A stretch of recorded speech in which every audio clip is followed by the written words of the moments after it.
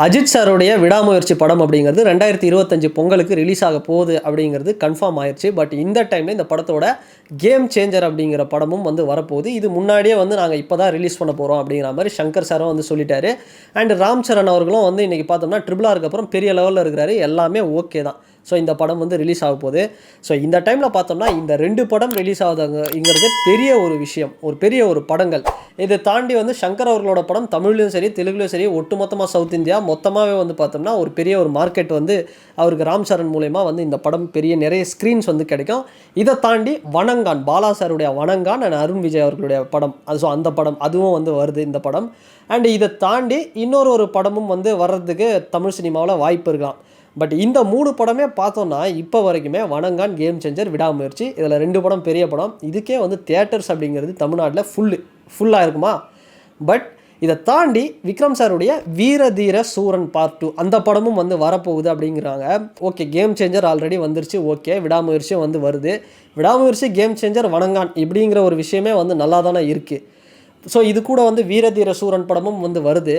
So இங்கே நம்ம கவனிக்க வேண்டிய விஷயம் என்னென்னா, அஜித் படங்கள் வரும்போது மட்டும்தான் இத்தனை பேர் வந்து கூட வந்து கிளாஷுக்கு வரணுமான்னு நான் கேட்குறேன். இப்போ ஃபார் எக்ஸாம்பிள் ஒரே ஒரு விஷயம், இது திட்டமிட்டு நடக்குதா இல்லை ஏன் இப்படி நடக்குதுன்னு எனக்கு சத்தியமாக தெரியல. ஏன்னா ஒரு டைமில் லியோ படம் வந்தது, ஆயுத பூஜை லாங் லீவில் லியோ படம் வருது. அந்த டைமில் எந்த படமும் வரல, ஒன்லி லியோ மட்டும்தான் தமிழ் சினிமாவில் வந்தது.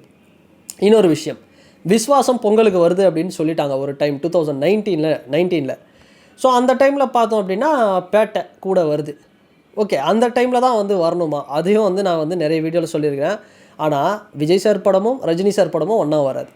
இல்லை ரஜினி சார் படம் பெருசாக வருதுன்னா அது கூட வந்து அஜித் சார் படம் வருமே தவிர மற்ற எந்த ஹீரோவோட படமும் வந்து பெருசாக வராது. ஒரு ஃபெஸ்டிவல் டைமில் எதையோ கிளாஷ்னு வந்தால் எனிமி மாதிரியான படம், இல்லை ஜெய்பீமில் ஓடிடி இது மாதிரியான படங்கள் வந்து அண்ணாத்த கூட வந்து கிளாஷ் வந்தது, ஓகே.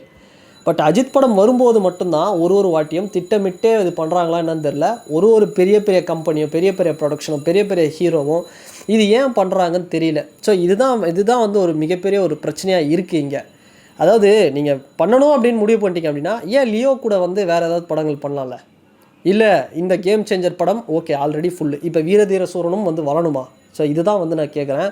ஸோ அது எங்கள் தலை அஜித்குமார் அவர்களுக்கு மட்டும் ஏன் வந்து இது வந்து பண்ணிக்கிட்டே இருக்கீங்க?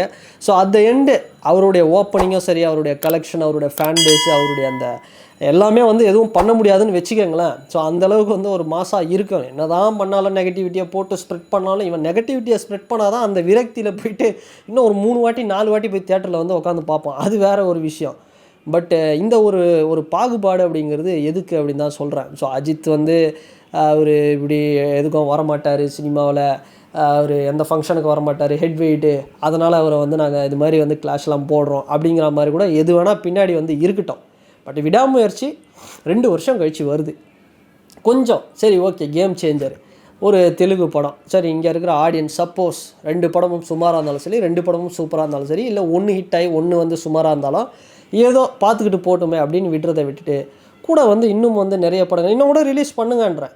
நான் சொல்கிறேன், வீரதீர சூரனோட நிப்பாட்டாதீங்க, இன்னும் கூட ஒரு 4-5 படத்தை ரிலீஸ் பண்ணுங்கள்.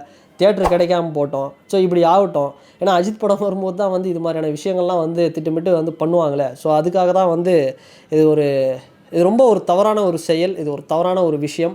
ஸோ ஏகே, ஸோ அவருக்கும் வந்து ஃபேன் பேஸ் இருக்குது. ஒரு பக்கம் கார் ரேசிங் பண்ணுறாரு, 2 வருஷம் கழித்து ஒரு படம் வருது.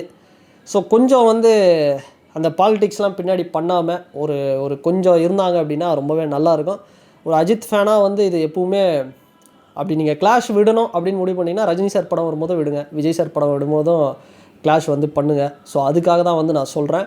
ஸோ ஒரு கிளாஷ்னால் பரவாயில்ல, ஒரே டைமில் 3-4 கிளாஷ் அப்படிங்கிறது, ஸோ எங்களுக்கு வந்து நிறைய தியேட்டர்ஸ் வேணும், செலிப்ரேட் பண்ணணும். அவருக்கும் வந்து பெரிய ஒரு ஃபேன் பேஸ் இருக்குது, அவர் படமும் வந்து நல்லா பண்ணணும் அப்படிங்கிறதுக்காக தான் இந்த ஒரு பதிவு. ஸோ பார்க்கலாம், வீரதீர சூரன் வருமா இல்லை விடாமுயற்சியே வந்து போஸ்ட்போன் ஆகுமா? ஸோ என்ன வந்து ஆக போகுது, இந்த பொங்கல் கிளாஷ் 2025 என்ன ஆகும்? ஸோ அப்படிங்கிறதையும் ஒரு அஜித் ஃபேனாக நீங்கள் யாருனா இருந்தீங்கன்னா உங்களுடைய ஆதங்கத்தையும் இந்த வீடியோவில் வந்து பதிவிடுங்க. அண்ட் இந்த வீடியோ உங்களுக்கு பிடிச்சிருந்ததுன்னா லைக் பண்ணுங்கள், ஷேர் பண்ணுங்கள், கமெண்ட் பண்ணுங்கள், சப்ஸ்கிரைப் பண்ணுங்கள். அண்ட் வேறு ஒரு வீடியோவில் வேறு ஒரு கண்டென்ட்டில் நான் உங்களை பார்க்குறேன். பாய்.